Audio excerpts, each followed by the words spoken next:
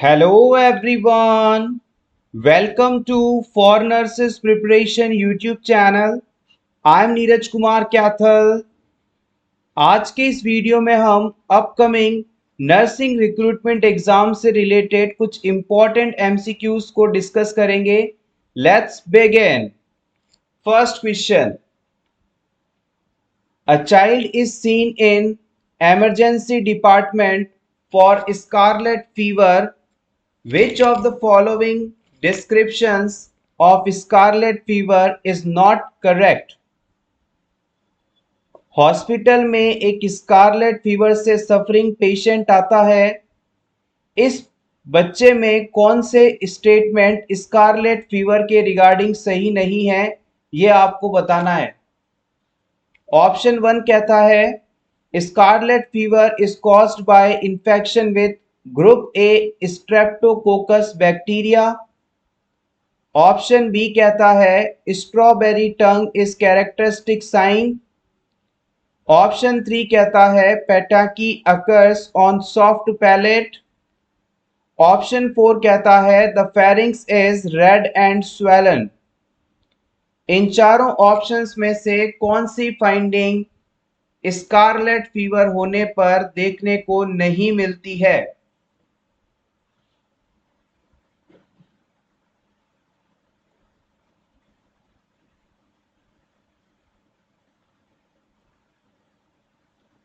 जब भी किसी बच्चे को स्कारलेट फीवर होता है तो इसके कॉज के रूप में ग्रुप ए स्ट्रेप्टोकोकस बैक्टीरिया को माना जाता है। ये ऑप्शन बिल्कुल सही है। स्ट्रॉबेरी टंग जो है ये स्कारलेट फीवर डिजीज कंडीशन में देखने को मिलती है। ये ऑप्शन भी बिल्कुल सही है। और फेरिंग्स एरिया में रेडनेस और स्वेलिंग भी देखने को मिलती है। ऑप्शन 4 भी बिल्कुल सही है। तो यहाँ पर ऑप्शन 3 जो फाइंडिंग है कि petechiae occurs on the soft palate, ये आपको देखने को नहीं मिलेगी। अगर किसी बच्चे में स्कारलेट फीवर नामक डिजीज होता है तो उसमें पेटाकी देखने को नहीं मिलती।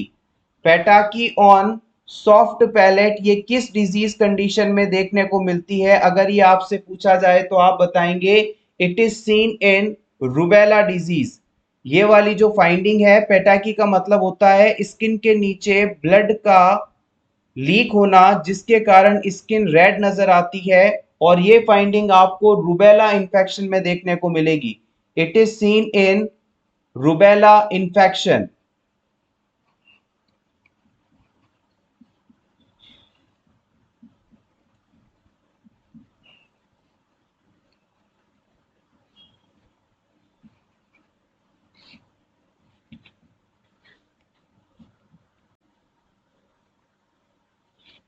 Next question. An ORS packet usually contain, जो ओरल रिहाइड्रेशन सॉल्यूशन का पैकेट आता है उसमें क्या पाया जाता है? Sodium and glucose, sodium and fructose, glucose and fructose, या पोटेशियम एंड फ्रुक्टोज?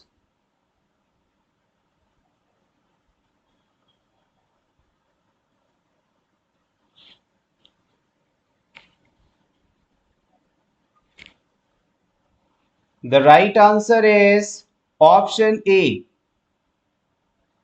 सोडियम और ग्लूकोज ये दोनों ही चीजें ओआरएस पैकेट में पाई जाती हैं।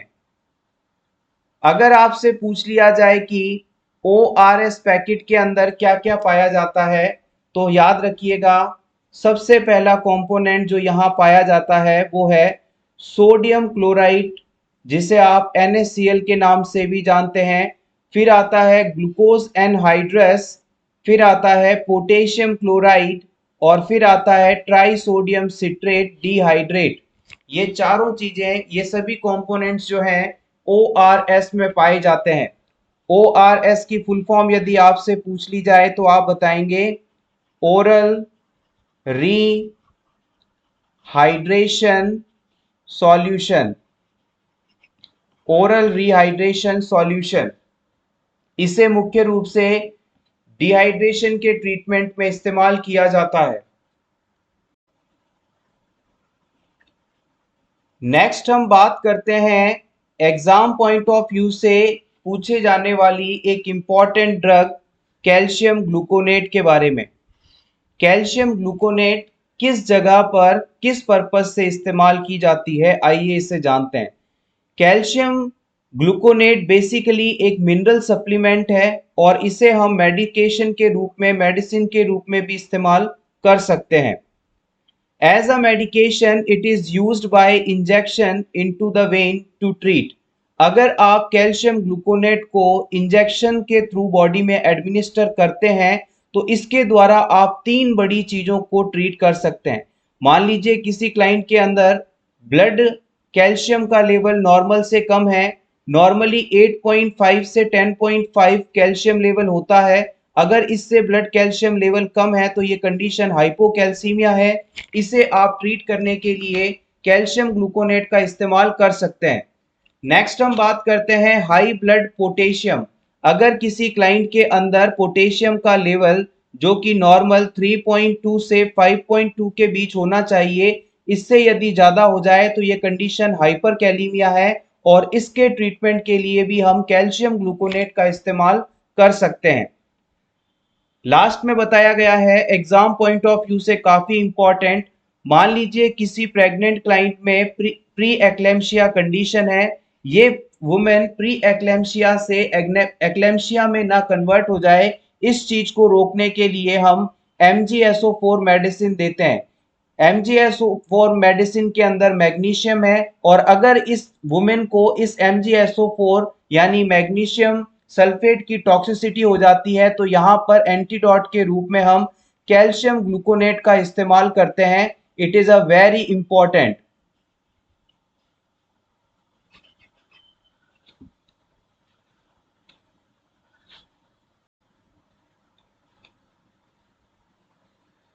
नेक्स्ट इंपॉर्टेंट ड्रग है डेरिफाइलिन। डेरिफाइलिन बेसिकली दो इंपॉर्टेंट कंपोनेंट्स का मिक्सचर है। सबसे पहले इसमें आता है इटोफाइलिन और सेकंड आता है थियोफाइलिन। डेरिफाइलिन इंजेक्शंस का इस्तेमाल हम डेरिफाइलिन इंजेक्शन या ड्रग का इस्तेमाल हम अस्थमा और डिफिकल्टी इन ब्रीथिंग वाले पेशेंट्स में करते हैं। अगर किसी क्लाइंट को अस्थमेटिक अटैक आया है या उसे सांस लेने में तकलीफ है तो वहां पर डेरिफाइलिन का इस्तेमाल किया जाता है। हॉस्पिटल्स में ये मेडिसिन काफ़ी कॉमनली यूज़ की जाती है। नेक्स्ट हमारी ड्रग है डेक्सामेथासोन। डेक्सामेथासोन बेसिकली एक कॉर्टिकोस्टेरॉइड मेडिकेशन है जिसके द्वारा हम severe allergic reaction, asthmatic attack और सीओपीडी का ट्रीटमेंट कर सकते हैं। सीओपीडी का मतलब है क्रॉनिक ऑब्स्ट्रक्टिव पल्मोनरी डिजीज। इसके अलावा न्यूबॉर्न बेबीज जो कि प्री टर्म बर्थ लेते हैं, उनके लंग्स मैच्योर नहीं होते, उनमें भी ये मेडिसिन दी जाती है for the maturation of lungs. Next हमारी मेडिसिन है डाइज़ापैम। इंपॉर्टेंट ड्रग है ये। डाइज़ापैम मेडिसिन बेंजोडाइज़ेपिन फैमिली से बिलोंग करती है और ये हमारी बॉडी में कामिंग इफेक्ट दिखा लाती है। यानी कि अगर किसी क्लाइंट को आपको शांत करना हो, उसे रिलैक्स करना हो तो इस मेडिसिन का आप इस्तेमाल कर सकते हैं। डाइज़ापैम मेडिसिन बेसिकली प्रोलॉन्ग्ड सीजर्स अगर किसी क्लाइंट को आ रहे हैं तो वहां पर एज अ ट्रीटमेंट इस्तेमाल की जा सकती है। Diazepam basically use to treat prolonged seizure. Next drug है डिगॉक्सिन। डिगॉक्सिन ड्रग बहुत ही इंपॉर्टेंट है और प्रीवियस एग्जाम में यहां से कई सारे क्वेश्चंस पूछे गए हैं। डिगॉक्सिन ड्रग बेसिकली हार्ट से रिलेटेड कंडीशंस के ट्रीटमेंट में इस्तेमाल की जाती है, जैसे कि atrial fibrillation, atrial flutter, heart failure. जिन पेशेंट्स को डिगॉक्सिन ड्रग दी जाती है उनमें हार्ट के कॉन्ट्रैक्शंस पावरफुल हो जाते हैं और हार्ट रेट डिक्रीज हो जाती है। हार्ट के इस ड्रग के इफेक्ट की बात की जाए तो हार्ट के जो कॉन्ट्रैक्शंस हैं ये तो पावरफुल हो जाएंगे, यानी कि बहुत फोर्सली हार्ट ब्लड को फ्लो करेगा, लेकिन जो हार्ट बीट्स हैं, हार्ट रेट है हार्ट रेट है ये काफ़ी ज़्यादा डिक्रीज देखी जाती है। इसके अलावा एग्ज़ाम में इस बात को भी कई बार पूछा जाता है कि अगर किसी पर्सन के अंदर heart rate 60 beats per minute से कम हो तो आप इस ड्रग को कभी भी एडमिनिस्टर नहीं करेंगे। अगर किसी क्लाइंट के अंदर heart rate 60 beats per minute से कम हो तो कभी भी आप डिगॉक्सिन मेडिसिन को नहीं देते हैं, अदरवाइज क्लाइंट में हार्ट रेट और ज़्यादा कम हो जाएगी। It is Contra indicated. Next हम बात करते हैं डाइक्लोफिनेक। इस मेडिसिन को आप बहुत ही अच्छे से जानते हैं, हॉस्पिटल्स में ये बहुत कॉमनली इस्तेमाल की जाती है। ये diclofenac sodium non steroidal anti inflammatory drug है जो कि पेन और इन्फ्लामेशन को ट्रीट करने के लिए इस्तेमाल की जाती है।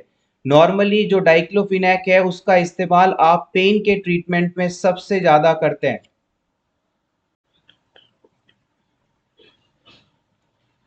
Next question, all the following are good source of omega 3 PUFA except। आपको इन चारों ऑप्शंस में से उस ऑप्शन को सेलेक्ट करना है जो कि ओमेगा 3 पूफा का गुड सोर्स नहीं है। सबसे पहली बात तो आपको यही पता होना चाहिए कि पूफा का फुल फॉर्म क्या होता है। एक वर्ड होता है पूफा, एक होता है मुफा। पूफा का मतलब है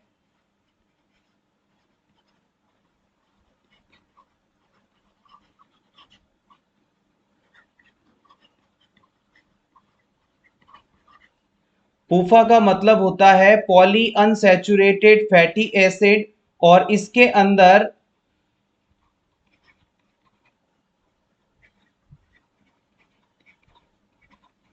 मल्टीपल डबल बॉन्ड्स होते हैं, यानी एक से ज्यादा डबल बॉन्ड पाए जाते हैं। अब बात करते हैं मुफा की। मुफा का मतलब होता है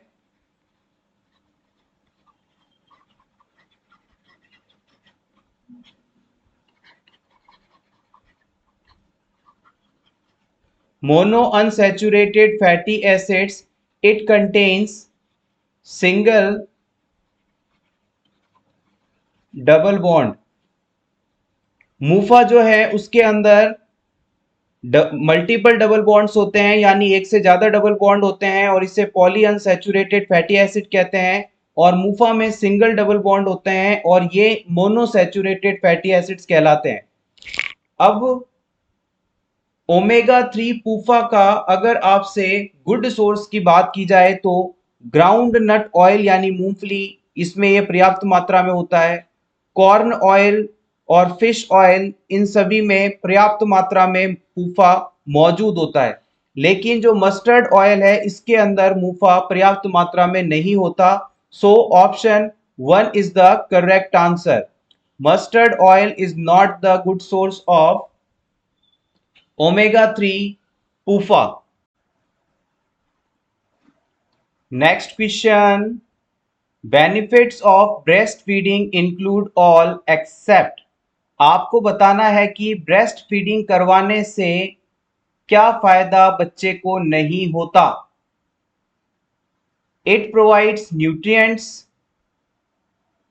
cholesterol provides high level of immune protection, less prone for gastrointestinal infections, it provide adequate iron for premature newborn। इन चारों में से कौन सा ऑप्शन सही है, सेलेक्ट कीजिएगा।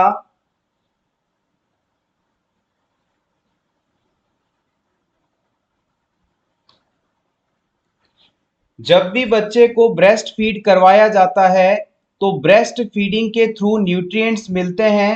ब्रेस्ट मिल्क में कार्बोहाइड्रेट, फैट, प्रोटीन सभी चीजें बच्चे की आवश्यकता अनुसार पर्याप्त मात्रा में होती हैं, तो ये इसका बेनिफिट है। इसके बाद बात करते हैं कोलेस्ट्रॉल। न्यूबॉर्न बेबी के जन्म के बाद जो पहले 3 से 4 दिन मां के ब्रेस्ट से गाढ़ा पीला दूध निकलता है उसे हम कोलेस्ट्रॉम के नाम से जानते हैं। कोलेस्ट्रॉम क्या है? डिलीवरी के बाद पहले 3 से 4 दिनों तक जो thick thick and yellow milk निकलता है इसे हम कोलेस्ट्रॉम के नाम से जानते हैं और इस मिल्क के अंदर पर्याप्त मात्रा में इम्यूनोग्लोबुलिन ए पाया जाता है जो कि बच्चे को इम्यूनिटी प्रोवाइड करता है, इम्यून प्रोटेक्शन देता है। तो ये ऑप्शन भी इसका बेनिफिट माना जाएगा। नेक्स्ट हम बात करते हैं less prone for gastrointestinal infection. हाँ, ब्रेस्ट मिल्क के अंदर इम्यूनोग्लोबुलिन ए पाया जाता है और इस इम्यूनोग्लोबुलिन ए के कारण जो बच्चा है हेल्दी रहता है, उसमें जल्दी इन्फेक्शन नहीं हो पाते और ब्रेस्ट मिल्क जो है इस प्रकार से बना होता है कि बच्चा इसे इजीली डाइजेस्ट भी कर पाता है। तो लास्ट में आपके पास ऑप्शन बच जाता है ऑप्शन डी और यही इस क्वेश्चन के अनुसार सही ऑप्शन है। यानी कि अगर आप किसी बच्चे को ब्रेस्ट फीड करवाते हैं तो उसमें आयरन कंटेंट जो है पर्याप्त मात्रा में नहीं पाया जाता। इस बात को याद रखिएगा, ब्रेस्ट मिल्क या जो मिल्क है उसमें आयरन कंटेंट नहीं पाया जाता। Milk have less iron content. इसी वजह से जो बच्चों को 6 मंथ्स तक ओनली ब्रेस्ट फीड करवाया जाता है, लेकिन 4 मंथ्स की एज पर हम उसे आयरन सप्लीमेंट्स दे सकते हैं अगर आवश्यकता हो तो। अदरवाइज बच्चे को सिर्फ 6 महीने तक बच्चे का मिल्क ही देना चाहिए, सॉरी मदर का मिल्क ही देना चाहिए, ये इसके लिए सफिशियंट होता है।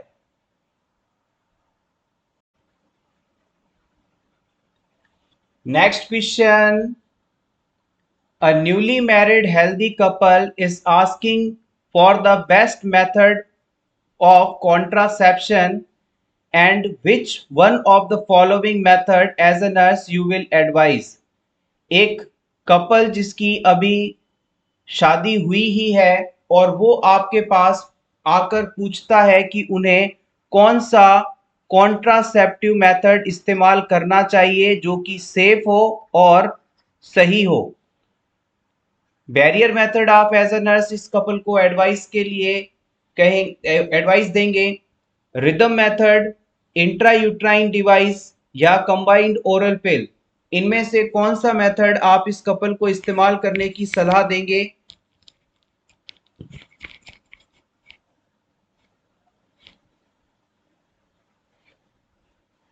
The right answer is option D.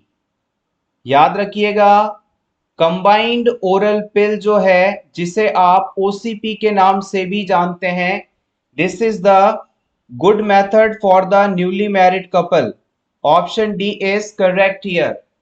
अगर किसी क्लाइंट को डायबिटीज हो या फिर कोई एंटीबायोटिक मेडिसिन ले रहा हो तो उनमें इस मेडिसिन को, ओरल कॉन्ट्रासेप्टिव पिल्स को अवॉइड करना चाहिए। अदरवाइज न्यूली मैरिड कपल जो कि हेल्दी होता है नॉर्मली, उनके लिए ओसीपी परफेक्ट सॉल्यूशन है।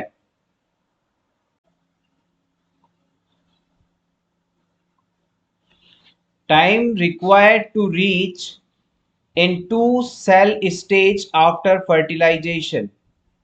फर्टिलाइजेशन के बाद जाइगोट का 2 सेल्स में डिवाइड होना कितने समय बाद देखा जाता है? आप इस बात को अच्छी तरह से जानते हैं कि ओवम स्पर्म के साथ मिलकर जाइगोट का निर्माण करता है और ओवम और स्पर्म के इस यूनाइट होने के प्रोसेस को हम फर्टिलाइजेशन के नाम से जानते हैं। अब जाइगोट जो है ये सिंगल सेल स्ट्रक्चर है।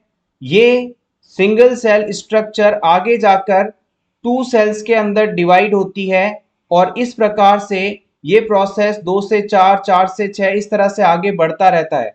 आपको यहाँ बताना है कि जाइगोट का एक सेल से डिवाइड होकर अंदर 2 सेल का बनना कितने समय पर होता है। The right answer is option 1, it is 10 hours. याद रखिएगा 10 घंटे के अंदर 2 सेल्स तैयार हो जाती हैं। फर्टिलाइजेशन के बाद 10 घंटे जैसे ही कंप्लीट होंगे वहां पर जाइगोट के अंदर 2 सेल्स पाई जाएंगी। Next an important question, a client with type 2 diabetes develops gout and allopurinol is prescribed. The client is taking metformin and over the counter non-steroidal anti-inflammatory drug. When teaching about the administration of allopurinol, what should the nurse instruct the client to do? देखिएगा question को simplify करके समझिएगा। Upcoming exams के लिए ये question important है। यहां पर आपका जो क्लाइंट है वो टाइप 2 डायबिटीज मेलाइटिस कंडीशन से सफरिंग है। आपका जो पेशेंट है उसे टाइप 2 डायबिटीज मेलाइटिस है, या टाइप 2 डायबिटीज मेलाइटिस को आप non insulin dependent diabetes mellitus के नाम से भी जानते हैं। टाइप 2 डायबिटीज मेलाइटिस को आप non insulin dependent diabetes mellitus के नाम से जानते हैं और इसके ट्रीटमेंट के लिए हम पेशेंट को ओरल हाइपोग्लाइसिमिक एजेंट्स देते हैं। जैसे कि एग्जाम्पल की बात की जाए तो यहाँ पर पेशेंट को मेटफॉर्मिन ड्रग दी जा रही है। अब आपको ये मेडिसिन क्लियर हो गई होगी। अब इस डायबिटीज के पेशेंट में अचानक गाउट डिजीज डेवलप हो जाता है। गाउट डिजीज जो कि प्यूरिन का एक मेटाबॉलिक डिसऑर्डर है, ये डेवलप हो जाता है। इस गाउट के ट्रीटमेंट के लिए हम इस पेशेंट को एलोपुरिनॉल मेडिसिन देते हैं। एलोपुरिनॉल मेडिसिन देते हैं। अब इस पेशेंट में इन दोनों कंडीशंस के ट्रीटमेंट के लिए जो मेडिसिन चल रही है, इसके साथ साथ इसे NSAIDs भी दिए जा रहे हैं। NSAIDs भी दिए जा रहे हैं। NSAID बेसिकली पेन के लिए दिए जाते हैं, पेन और इन्फ्लामेशन को कंट्रोल करने के लिए दिए जाते हैं। इनकी फुल फॉर्म है non steroidal anti inflammatory drugs. अब इस सिचुएशन में जब आपका पेशेंट इस एलोपुरिनॉल मेडिसिन को ले तो इसे आप कौन सा इंस्ट्रक्शन देंगे कि इस मेडिसिन को आपको किस प्रकार से लेना है? सबसे पहले इंस्ट्रक्शन की यदि बात की जाए तो decrease the daily dose of NSAID। आप इस क्लाइंट को कहेंगे कि अगर आप एलोपुरिनॉल मेडिसिन लेने जा रहे हैं, इस मेडिसिन को शुरू करने जा रहे हैं, तो अब तक जो आप NSAID मेडिसिन ले रहे थे दर्द और इन्फ्लामेशन को कम करने के लिए, उसकी डोज आपको कम करनी होगी, जो कि बिल्कुल गलत ऑप्शन है। अगर क्लाइंट में गाउट के ट्रीटमेंट के लिए एलोपुरिनॉल मेडिसिन दी जा रही है तो इससे NSAID, इस मेडिसिन पर NSAID का कोई इफेक्ट नहीं होता। पेशेंट जिस मात्रा में इसे पहले ले रहा था आगे भी ले सकता है, तो ऑप्शन 1 बिल्कुल गलत है। सेकंड बात हम करते हैं, limit fluid intake 1 quart of the day. ये ऑप्शन भी गलत है। क्लाइंट के अंदर गाउट डिजीज है और गाउट डिजीज के अंदर जो प्यूरिन है वो प्रॉपरली मेटाबोलाइज नहीं हो पाता और क्लाइंट की बॉडी के अंदर यूरिक एसिड का लेवल बढ़ने लगता है और अगर ये यूरिक एसिड बॉडी से बाहर नहीं निकाला गया तो इसके अंदर स्टोन्स बन जाएंगे, पथरी हो जाएगी। तो यहाँ पर हम क्लाइंट को इंस्ट्रक्ट करेंगे कि आप दिन में कम से कम 2.5 से 3 लीटर पानी पीजिए, ना कि पानी पीना कम कीजिए। So option 3 also incorrect.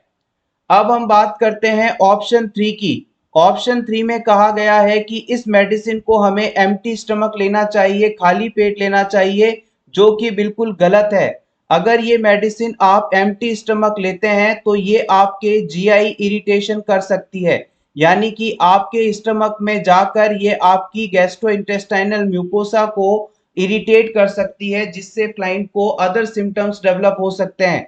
तो हम इस क्लाइंट को ये एडवाइस देंगे कि जब भी आप एलोपुरिनॉल मेडिसिन लें तो हमेशा इसे मिल्क के साथ लें या फिर खाने के साथ लें। सो ऑप्शन 3 भी आपका इनकरेक्ट है।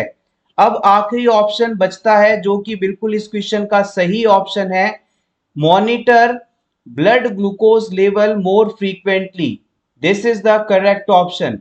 जब आप क्लाइंट के अंदर एलोपुरिनॉल मेडिसिन और हाइपोग्लाइसेमिक एजेंट दोनों एक साथ दे रहे होते हैं तो यहाँ क्लाइंट की बॉडी में जो ग्लूकोज है उसकी कमी हो सकती है।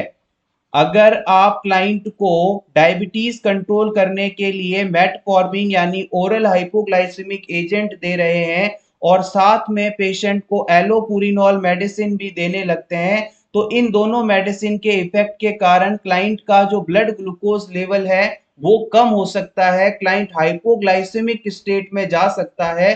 तो इस चीज से बचने के लिए हम क्लाइंट को कहेंगे कि इस क्लाइंट में more frequently blood glucose level check किया जाए। Next question, which of the following is the site of epistaxis. आपको यहां पर एपिस्टैक्सिस की मोस्ट कॉमन साइट बतानी है। वुड्रॉफ्स एरिया, लिटिल्स एरिया, नेजोफेरिंक्स या फिर मैक्सिलरी साइनस। सबसे पहले तो आपको ये पता होना चाहिए कि एपिस्टैक्सिस क्या है। एपिस्टैक्सिस का मतलब है नोज ब्लीडिंग, जिसे आप हिंदी में नक्सीर कह सकते हैं। एपिस्टैक्सिस के बारे में याद रखिएगा, इसकी जो मोस्ट कॉमन साइट है वो है आपकी Littles area. This is the first most common site. और अगर सेकंड मोस्ट कॉमन साइट यदि आपसे पूछा जाए तो आप बताएंगे वुड्रॉफ्स एरिया। तो यहाँ पर हमारा ऑप्शन बी बिल्कुल सही माना जाएगा। Littles area is the most common site for nose bleeding और एपिस्टैक्सिस।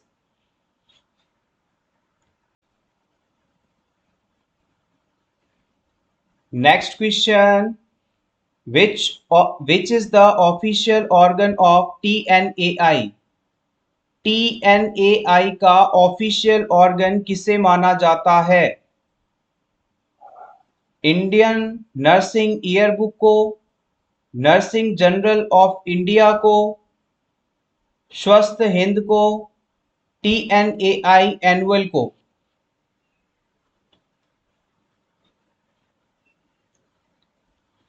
सबसे पहले TNAI का फुल फॉर्म क्या है इसे जान लेते हैं।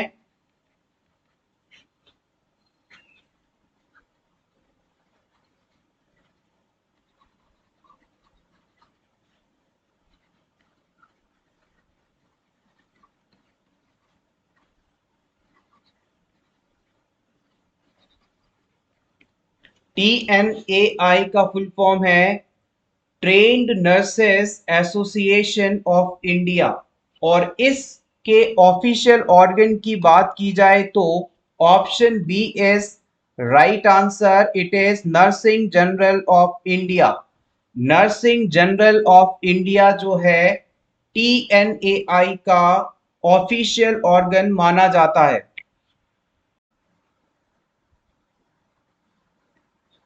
Next question, as a medical practitioner in India, how will you prescribe alprazolam to a patient? किसी पेशेंट को एल्प्राजोलम मेडिसिन आप कैसे देंगे? इंडिया के अकॉर्डिंग ये आपको बताना है। 1 mg OD before bed time for 7 days, 2 mg HS for 7 days, 0.5 mg BD for 7 days, 0.5 mg daily before bedtime for 7 days.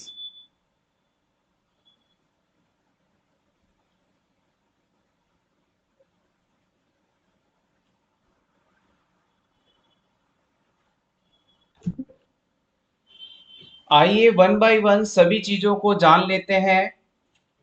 सबसे पहले हम बात करते हैं एल्प्राजोलम मेडिसिन की। एल्प्राजोलम जो मेडिसिन है ये बेसिकली किसी भी क्लाइंट में एंजाइटी और पैनिक डिसऑर्डर्स के ट्रीटमेंट के लिए इस्तेमाल की जाती है। अल्प्राजोलम बेसिकली बेंजोडाइजेपिन ग्रुप की मेडिसिन है जो कि किसी भी क्लाइंट के अंदर एंजाइटी और पैनिक डिसऑर्डर्स के ट्रीटमेंट के लिए प्रेस्क्राइब की जाती है।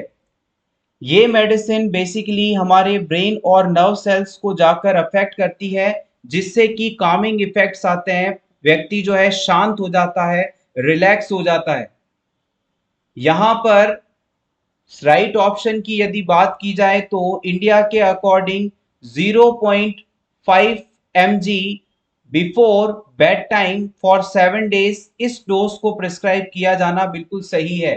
0.5 mg 7 दिनों तक लगातार एक बार रात को सोने से पहले ये डोज दी जाएगी इंडिया के अकॉर्डिंग। अब हम बात कर लेते हैं यहाँ पर यूज की गई टर्म्स के बारे में। जैसे सबसे पहले ओडी दिया गया था।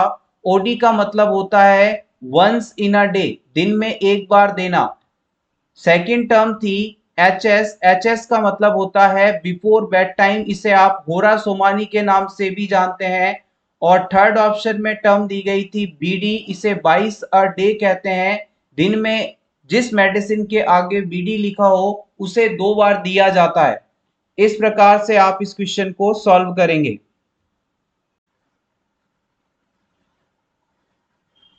Next question, a primigravida in active labor is about 9 days preterm.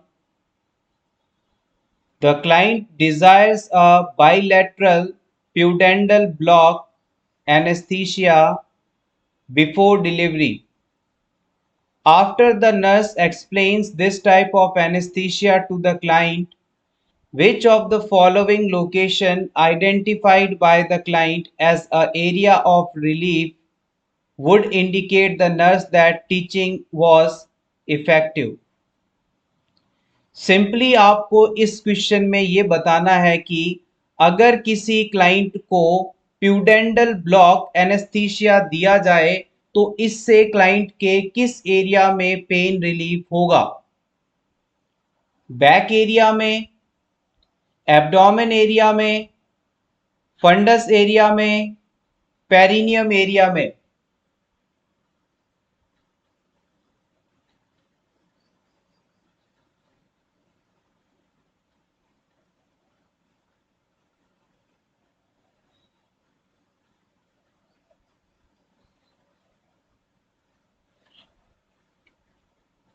आइए इसके बारे में जान लेते हैं। बाइलेटरल प्यूडेंडल ब्लॉक एनेस्थीसिया उन वुमेन्स में लगाया जाता है जिनमें वेजाइनल डिलीवरी होने वाली है।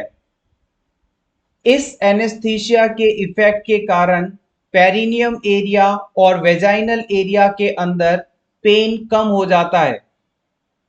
प्यूडेंडल एनेस्थीसिया का इस्तेमाल एपिसियोटॉमी करते समय या एपिसियोटॉमी को रिपेयर करते समय भी किया जाता है।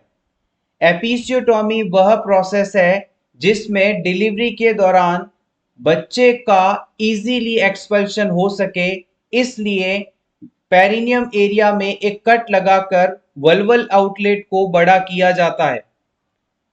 होपफुली अब आप इस क्वेश्चन का आंसर दे सकते हैं। यहाँ पर ऑप्शन 4 बिल्कुल सही माना जाएगा। अगर क्लाइंट ये कहता है कि उसे बाइलेटरल प्यूडेंडल ब्लॉक एनेस्थीसिया डिलीवरी से पहले लगाया जाए तो उसके पेरिनियम एरिया में पेन सेंसेशन डिमिनिश्ड हो जाएगा, तो ये बिल्कुल सही ऑप्शन माना जाएगा। Option 4 is correct here. आइए प्यूडेंडल एनेस्थीसिया से रिलेटेड कुछ और पॉइंट्स को भी डिस्कस कर लेते हैं। प्यूडेंडल ब्लॉक को आप सैडल ब्लॉक के नाम से भी जानते हैं। इसे ये नाम इस प्रोसेस के दौरान यूज किए जाने वाले लोकल एनेस्थीसिया मेडिसिन के कारण दिया गया है। प्यूडेंडल ब्लॉक लगाते समय लीडोकेन, क्लोरोप्रोकेन जैसी मेडिसिन इस्तेमाल की जाती हैं और इन मेडिसिन को हम वुमेन की प्यूडेंडल कैनाल में इंसर्ट करते हैं, जहां पर प्यूडेंडल नर्व मौजूद होती है जो कि इस एनेस्थीसिया के इफेक्ट के कारण पेन सेंसेशन खो देती है। जब भी क्लाइंट के अंदर आप प्यूडेंटल ब्लॉक लगाएंगे, इससे वुमेन के पेरिनियम एरिया, वल्वल एरिया और वेजाइनल एरिया के अंदर पेन रिलीफ देखने को मिलेगा।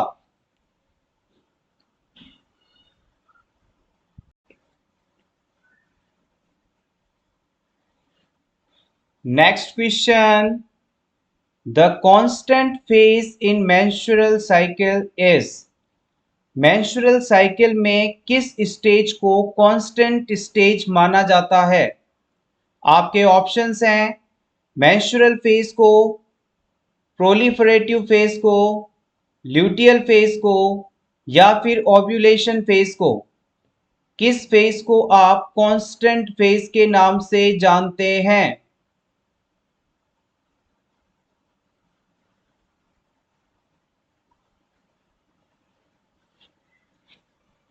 आइए सबसे पहले बात कर लेते हैं कि आखिर कांस्टेंट फेज होता क्या है। किसी भी वुमेन के अंदर ओव्यूलेशन से लेकर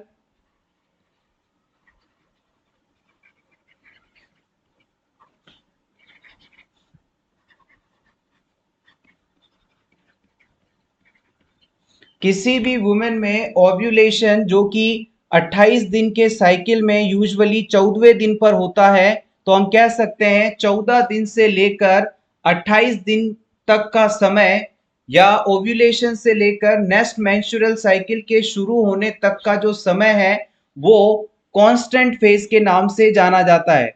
इसे आप कांस्टेंट फेज के नाम से जानते हैं। ये मेंस्ट्रुअल साइकिल की ऐसी स्टेट है जो कि बिल्कुल कांस्टेंट रहती है। इसके अंदर दिनों की संख्या हमेशा निश्चित रहती है। ये आपको 14 डेज की ही मिलेगी हमेशा। अब यहाँ पर इस कांस्टेंट फेज को आप और किस नाम से जानते हैं ये आपको बताना है। सही ऑप्शन है यहाँ पर option C, constant phase of menstrual cycle also known as luteal phase। इसे हम luteal phase के नाम से भी जानते हैं। It is also known as luteal phase या फिर इसे आप secretory phase के नाम से भी जानते हैं या फिर आप इसे पोस्ट ओव्यूलेटरी फेज के नाम से भी जानते हैं।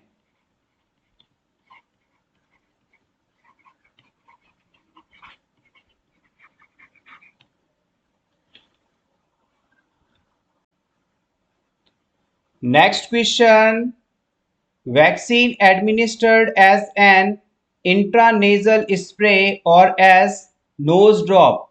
इन चारों ऑप्शंस में से आपको उस वैक्सीन को सेलेक्ट करना है जो कि नोज के थ्रू स्प्रे फॉर्म में या नेजल ड्रॉप्स के फॉर्म में एडमिनिस्टर किया जाता है। क्या ये रुबेला है, पोलियोमाइलाइटिस है, मीजल्स है या इन्फ्लुएंजा है?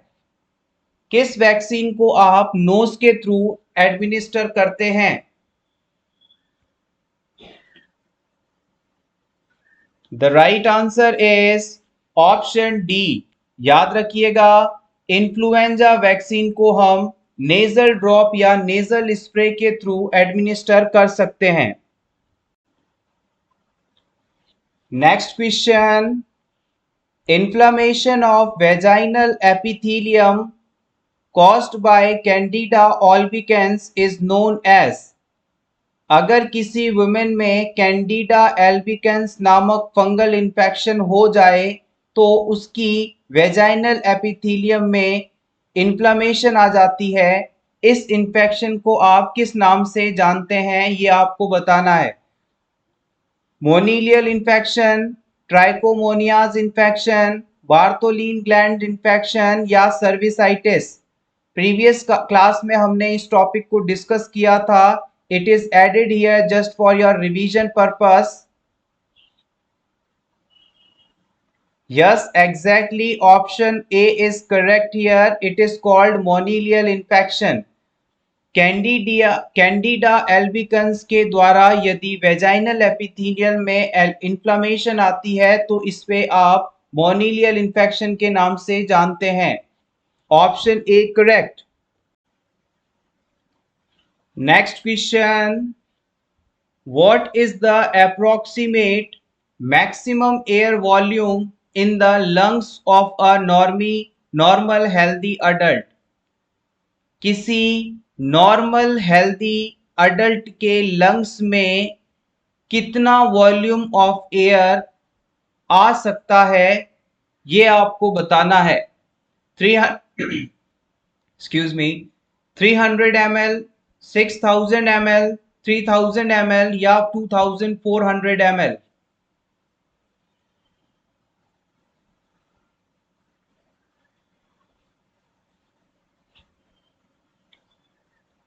The right answer is option 2. It is 6000 ml। अगर किसी नॉर्मल हेल्दी पर्सन के द्वारा मैक्सिमम इंस्पायरेशन किया जाए, यानी कि उसकी फेफड़ों में जितनी सबसे ज्यादा एयर आ सकती है उसे इन कर लिया जाए, तो ये टोटल लंग कैपेसिटी कहलाती है और ये 6000 ml होती है। देखिएगा, oncology unit stated total level haemoglobin 12.6, capacity 6, total lung capacity जो है पोटेशियम 1.9 है, it is uric acid 7.0, sodium 136 and platelet count 1,78,000 lungs। The nurse evaluate that the client experiencing which of the following? आप किसी cancer patient की care कर रहे हैं और इस पेशेंट के रिपोर्ट आने पर इसमें हीमोग्लोबिन का जो लेवल है वो 12.6 आता है, WBC 6500, potassium 1.9, uric acid 7, sodium 136, platelet count 1,78,000। इस सिचुएशन में क्लाइंट में कौन सी फाइंडिंग हो सकती है? क्या इस पेशेंट में हाइपरनेट्रीमिया है, हाइपोकैलीमिया है, माइलोसप्रेशन है या ल्यूकोसाइटोसिस है?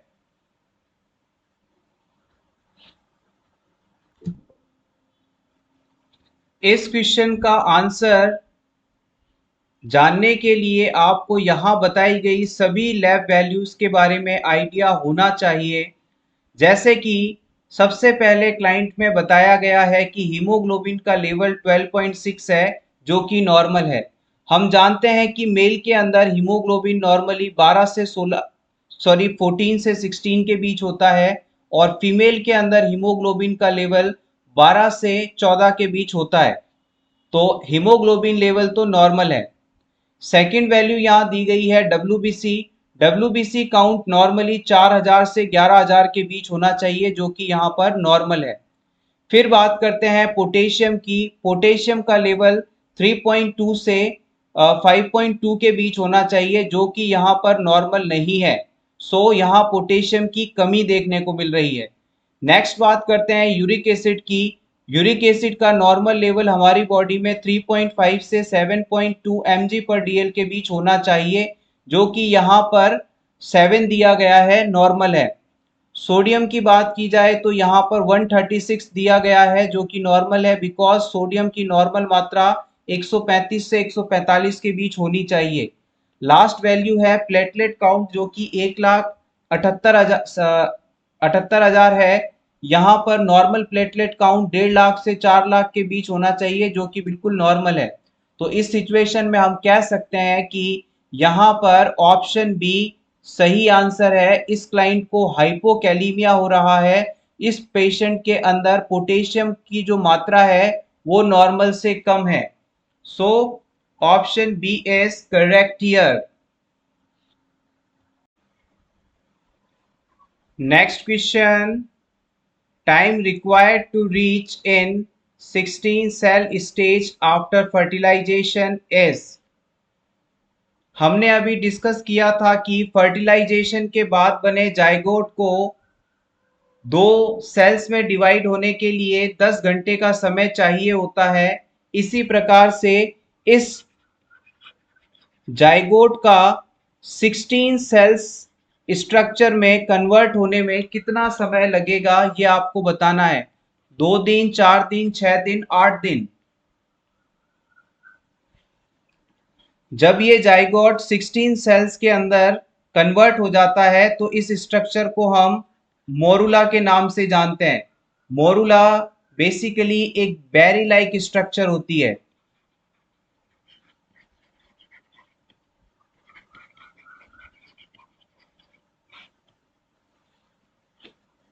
The right answer is option 2, 4th day. Fertilisation के बाद चौथे दिन जो जाइगोट है उसके अंदर 16 सेल्स आ जाती हैं और फिर हम इसे मोरुला के नाम से जानते हैं।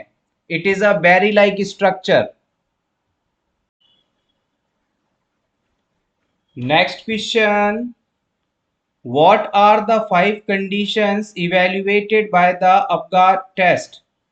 न्यूबॉर्न बेबीज में उनकी हेल्थ स्टेटस को असेस करने के लिए किया जाने वाला अपगार टेस्ट में किन 5 चीजों को चेक किया जाता है ये आपको बताना है। आपके ऑप्शंस हैं colour, heart rate, reflex, muscle tone, respiration. BP, heart rate, respiration, reflexes, muscle tone. Reflexes, colour, movement, heart rate, respiration. Respiration, muscle tone, heart rate, movement, reflexes. देखिएगा, जब भी हम अपगार स्कोर चेक करते हैं तो वहां पर मूवमेंट कभी भी चेक नहीं की जाती। So option 4 incorrect. Option 3 also incorrect. इसके अलावा ब्लड प्रेशर भी हम कभी भी अपगार स्कोरिंग में चेक नहीं करते हैं।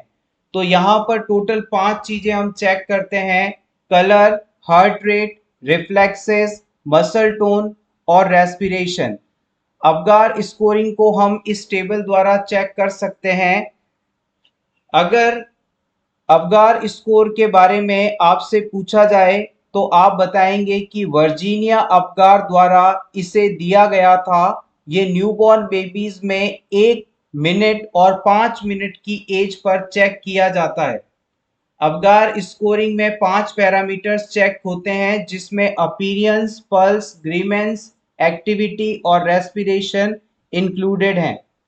बच्चे के हेल्दी होने पर मैक्सिमम अपगार स्कोर 10 हो सकता है और अनहेल्दी होने पर 0 हो सकता है। सबसे पहले हम बात करते हैं अपीयरेंस की। बच्चे की अपीयरेंस यदि नॉर्मल है तो आप यहाँ पर 2 मार्क्स देंगे, और बच्चे की अगर बॉडी तो नॉर्मल है लेकिन उसकी एक्सट्रीमिटीज जो हैं साइनोज्ड हैं, यानी कि उसके हाथ और पैर नीले पड़े हैं, तो आप यहाँ पर 1 मार्क्स देंगे। और अगर बच्चे की कंप्लीट बॉडी साइनोटिक है यानी ब्लू है तो यहाँ पर आप 0 मार्क्स देंगे। नेक्स्ट हम बात करते हैं सेकंड पैरामीटर पल्स की। अगर बच्चे की जो पल्स रेट है वो 100 से ज़्यादा है तो इस सिचुएशन में 2 मार्क्स दिए जाएंगे। पल्स रेट 100 से कम होने पर 1 मार्क और पल्स एब्सेंट होने पर 0 मार्क्स दिए जाएंगे। इसके अलावा रिफ्लेक्सेस, जिसे आप ग्रीमेंस के नाम से जानते हैं, बच्चा अगर स्नीजिंग कर रहा है, कफिंग कर रहा है, क्राई कर रहा है तो इसका मतलब रिफ्लेक्सेस प्रेजेंट है। मैक्सिमम स्कोर 2 दिए जाएंगे यहाँ पर। और अगर बच्चे में डल रिफ्लेक्सेस प्रेजेंस है, बच्चे का चेहरा पूरी तरह से ग्रीमेंस को शो नहीं कर पा रहा है तो इस सिचुएशन के अंदर 1 मार्क्स दिए जाएंगे। और अगर बच्चे के चेहरे पर किसी भी प्रकार के भाव नहीं है, ग्रीमेंस एब्सेंट है, तो यहाँ 0 मार्क्स दिए जाएंगे। नेक्स्ट फिर हम बात करते हैं एक्टिविटी की। एक्टिविटी को आप मसल टोन कह सकते हैं। अगर बच्चे अपने हाथ पांव चला रहा है, एक्टिव है, तो मैक्सिमम 2 स्कोर। और अगर बच्चे के हाथ पैर पूरी तरह से नहीं मूव कर रहे हैं, फ्लेक्स्ड हैं, स्थिर हैं, तो यहाँ पर 1। और अगर किसी भी प्रकार की टोन मौजूद नहीं है, मूवमेंट मौजूद नहीं है, तो 0 मार्क्स दिए जाएंगे। रेस्पिरेशन की बात करें तो बच्चा अगर क्राई कर रहा है तो इसे 2 मार्क्स, बच्चे में गैस्पिंग या इरेगुलर रेस्पिरेशन होने पर 1 मार्क्स और बच्चे में रेस्पिरेशन एब्सेंट होने पर 0 मार्क्स दिए जाते हैं। यहाँ पर इस पॉइंट को याद रखिएगा, अगर किसी बच्चे के अंदर अपगार स्कोर 0 से 3 के बीच में आता है तो इसका मतलब है कि आप तुरंत उसे रिसस्टिटेट करें, सीपीआर करें, जो भी मेथड्स आप इस्तेमाल कर सकते हैं, ऑक्सीजन डिलीवरी आदि, उसे आपको यूज करना चाहिए। अगर अपगार स्कोर 4 से 7 के बीच आता है तो ये इसमें ज़्यादा एडिशनल चीज़ें करने की ज़रूरत नहीं है, बच्चे की जो रिक्वायरमेंट है वो एक्शन परफॉर्म करना है। और अगर अपगार स्कोर 8 से 10 के बीच आता है तो इसका मतलब है सब कुछ नॉर्मल है, हमें रेगुलर जो केयर दी जाती है वही करने की आवश्यकता है। Next question, a 24 years old female client is scheduled for surgery in the morning. Which of the following is the primary responsibility of a nurse? किसी क्लाइंट में मॉर्निंग में सर्जरी होने वाली है, इस पेशेंट के लिए नर्सेस की सबसे पहली रिस्पॉन्सिबिलिटी क्या होगी? ऑप्शन ए कहता है इस क्लाइंट के वाइटल साइंस चेक करने होंगे, इस क्लाइंट से ऑपरेशन की परमिशन लेनी होगी यानी कंसेंट साइन करवाना होगा। Option C explaining the procedure, हमें पेशेंट को प्रोसीजर कैसे ऑपरेशन होगा ये समझाना होगा, या फिर लैब रिकॉर्ड्स को चेक करना होगा लैब वर्क किया गया है या नहीं।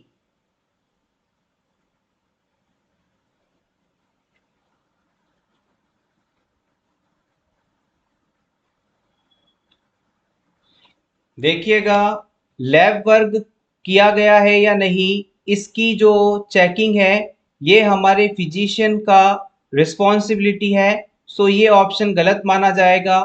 क्लाइंट में ऑपरेशन की परमिशन लेना कंसेंट कहलाता है और कंसेंट साइन करने से पहले क्लाइंट को पूरे प्रोसीजर के बारे में बताया जाता है, इस ऑपरेशन के बारे में बताया जाता है और इस ऑपरेशन के दौरान या ऑपरेशन के बाद क्लाइंट को क्या फायदा और क्या नुकसान हो सकता है या होता है उस सभी के बारे में समझाया जाता है। और इस प्रोसीजर के लिए कुछ भी घटना होती है, दुर्घटना होती है तो इसके लिए डॉक्टर रिस्पॉन्सिबल नहीं होगा, ऐसा लिखकर हम एक पेपर पर पेशेंट के सिग्नेचर ले लेते हैं, इसे आप कंसेंट कहते हैं। और कंसेंट लेना, प्रोसीजर के बारे में समझाना, ये सभी जिम्मेदारी डॉक्टर की है, हेल्थ केयर प्रोवाइडर की है।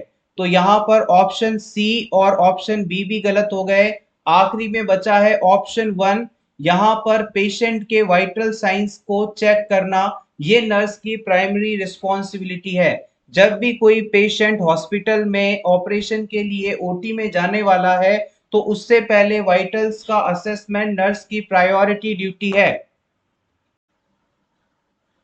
Next question, a disorder in which patient maintains a fixed posture without any movement। आपको उस डिजीज कंडीशन का नाम बताना है जिसमें व्यक्ति कई घंटों तक, काफी लंबे समय तक एक ही पोजीशन में बिना हिले डुले रहता है। Mannerism, catalepsy, preservation.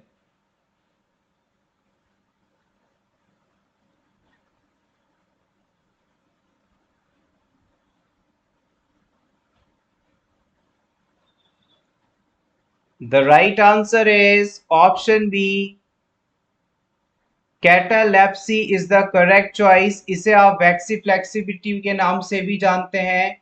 इस डिसीज कंडीशन में व्यक्ति कई घंटों तक अपने आप को एक ही पोजीशन में बिना हिलाए डुलाए रहता है।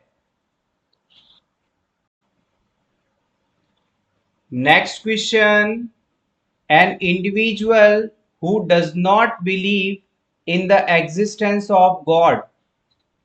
ऐसा व्यक्ति जो कि ईश्वर के अस्तित्व को नहीं मानता क्या कहलाता है? Agnostic, agenic, atheist, एनार्चिस्ट।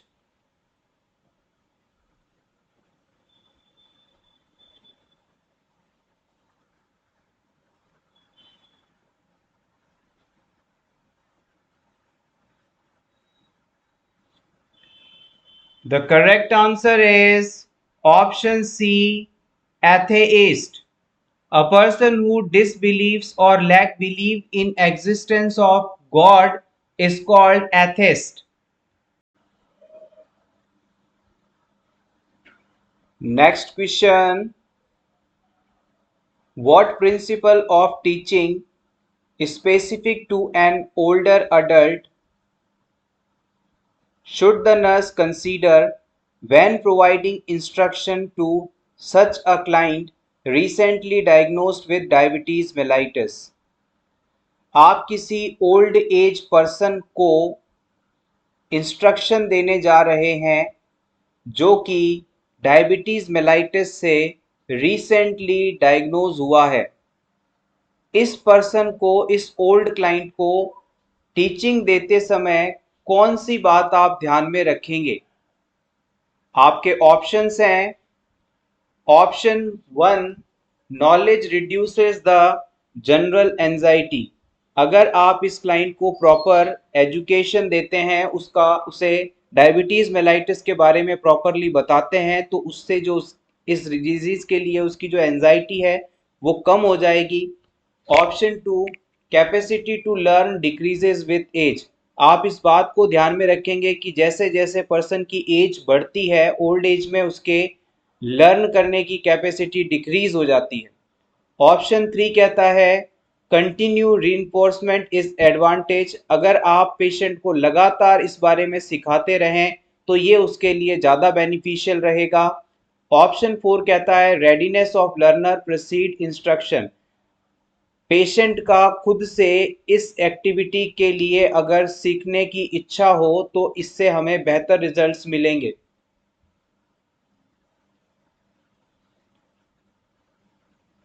डायबिटीज से सफरिंग ओल्ड एज डायबिटीज से सफरिंग ओल्ड एज पेशेंट को आप इंस्ट्रक्शन देते समय किस पॉइंट को ध्यान में रखेंगे?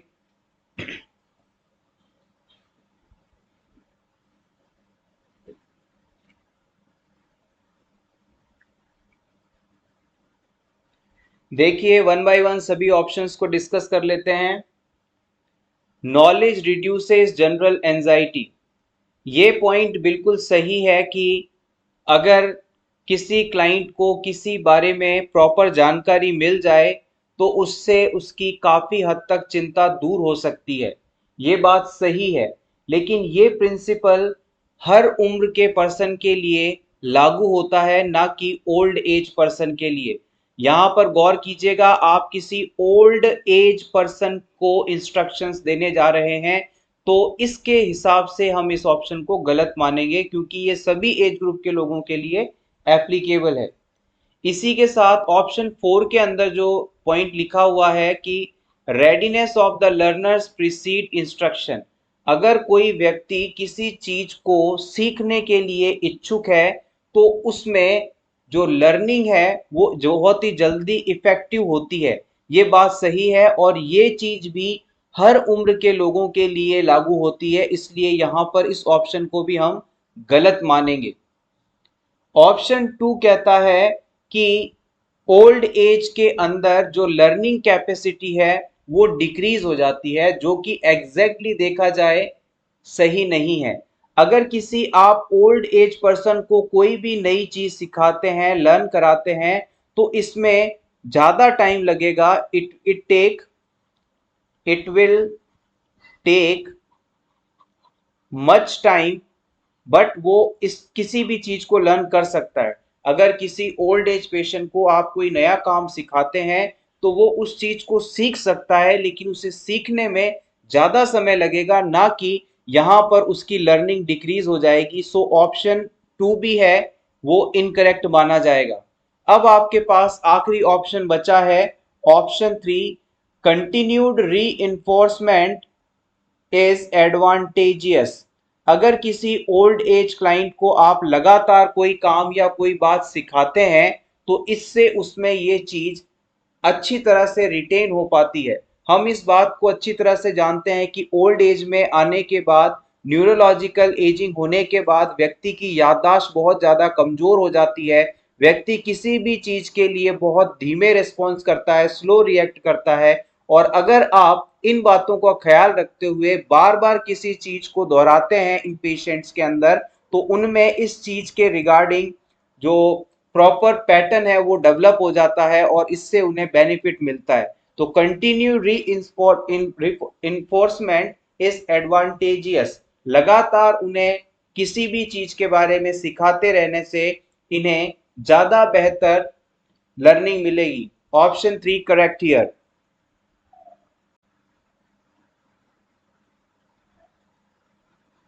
Next question, all of the following statements are true about functions of brain except।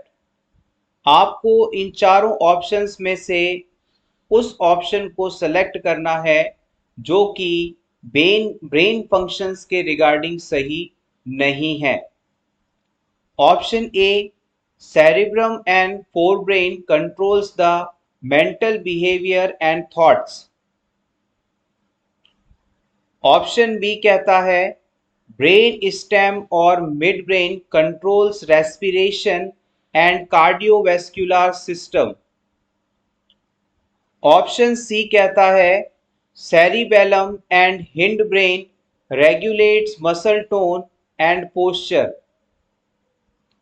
Option D कहता है cerebrum and forebrain helps in interpretation of sensory impulses.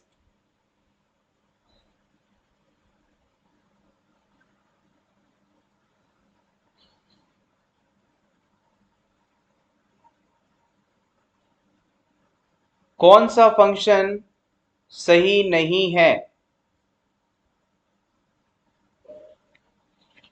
सबसे पहले फंक्शन की बात की जाती है, सेरेब्रम और forebrain controls the mental behaviour and thoughts. ये ऑप्शन बिल्कुल सही है। सेकंड ऑप्शन की बात की जाए तो ब्रेन स्टेम और mid brain controls the respiration and cardiovascular system. ये गलत ऑप्शन है। याद रखिएगा, हमारी बॉडी के अंदर रेस्पिरेशन और कार्डियोवैस्कुलर सिस्टम जो है इसे कंट्रोल करने की जिम्मेदारी मेडुला ऑब्लोंगेटा की होती है, जो कि ब्रेन स्टेम का पार्ट है, जो कि ब्रेन स्टेम का पार्ट है, ना कि मिड ब्रेन का।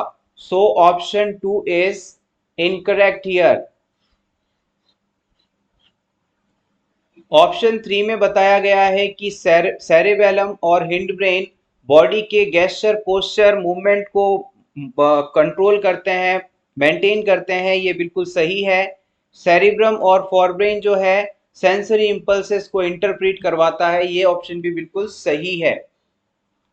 Option 2 is correct here.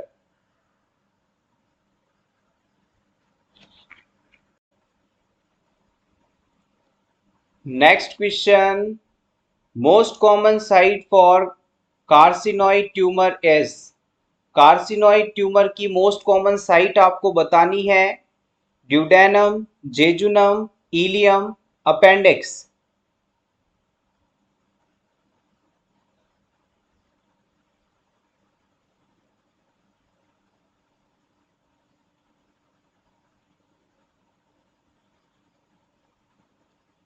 The right answer is option 3 ileum. अगर आपसे पूछा जाए कि गैस्ट्रोइंटेस्टाइनल कार्सिनॉइड ट्यूमर की मोस्ट कॉमन लोकेशन क्या है, तो आप बताएंगे स्मॉल इंटेस्टाइन। स्मॉल इंटेस्टाइन के अंदर भी स्पेसिफिकली पूछा जाए तो आप बताएंगे इलियम, जो कि स्मॉल इंटेस्टाइन का आखिरी पार्ट होता है। स्मॉल इंटेस्टाइन 5 मीटर लंबी स्ट्रक्चर होती है, ट्यूब होती है, और इसके 3 पार्ट्स होते हैं। पहला पार्ट जो कि स्टमक से जुड़ता है ड्यूडेनम कहलाता है, बीच वाला हिस्सा जेजुनम, और आखिरी है इलियम। इस इलियम में भी आपसे स्पेसिफिकली पूछा जाए तो आप बता सकते हैं रेक्टम। रेक्टम एरिया के अंदर ये कार्सिनोइड ट्यूमर ज्यादातर देखने को मिलता है।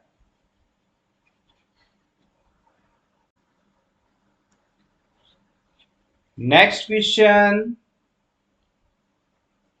which of these patients dietary habits does the nurse understand may increase the risk of development of colon cancer। आपको इन चारों ऑप्शंस में से उस ऑप्शन को सेलेक्ट करना है जिसे फॉलो करने के बाद क्लाइंट के अंदर कॉलोन कैंसर यानी लार्ज इंटेस्टाइन का कैंसर होने की संभावना बढ़ जाती है। Option 1 high fat low fibre intake, option 2 high intake of milk and milk products, option 3 low meat and protein intake, option 4 low fat high carbohydrate intake.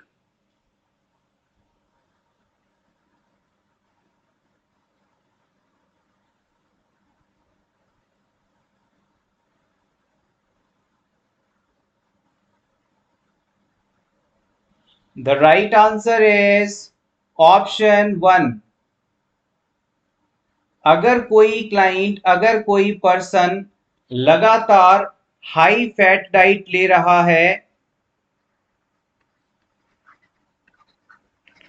साथ ही लो fibre वाली डाइट लेता है, तो इसकी वजह से कॉलोन कैंसर होने की संभावना बढ़ जाती है।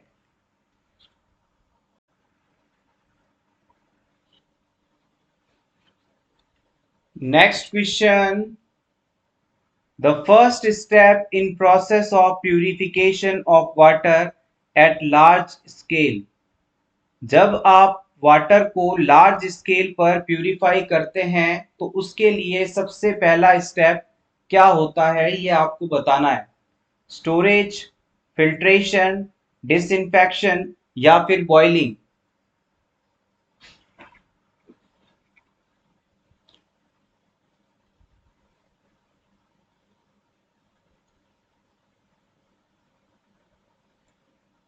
The right answer is option A, it is storage।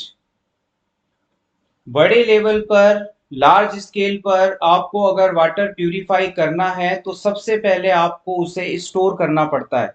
सबसे पहले आपको वाटर को स्टोर करना पड़ेगा, तो स्टोरेज जो है आपका सबसे पहला ऑप्शन माना जाएगा।